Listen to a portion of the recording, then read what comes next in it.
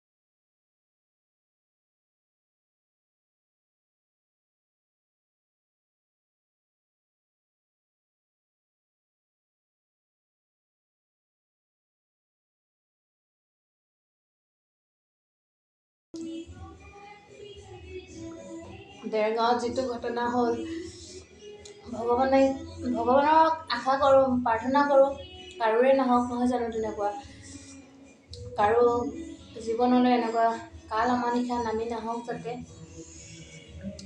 টিলিঙা মন্দিৰলৈ বুলি আহিছিলে মানুহবোৰ বহু আনন্দৰে, নতুন বছৰ বুলি অহা যোৱা ভালকৈ বনভোজ লগে ভাগে খাম বুলি আহিছিলে, কিন্তু দুৰ্ভাগ্য যে তেওঁলোক এনেকুৱা এটা পথ দুৰ্ঘটনা হ'ল আৰু কিনো কৰিব।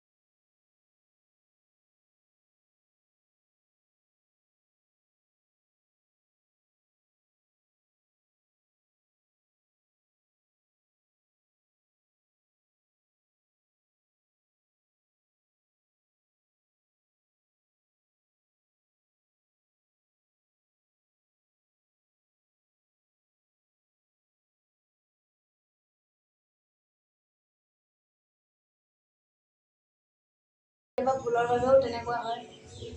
যি নহওক বন্ধুসকল, কিনো ক'ম, নেদেখাজনৰ ওচৰত এটাই প্ৰাৰ্থনা কৰিছোঁ, তেওঁলোকৰ আত্মাই শান্তি পাওক, য'তেই নাথাকক কুশলে থাকক, নহয় জানো? আৰু যিবোৰ দুখ পাই আছে, যিবোৰ অলপ মেডিকেলত ভৰ্তি হৈ আছে, তেওঁলোক সোনকালে সুস্থ হওক তাৰে কামনা কৰিছোঁ।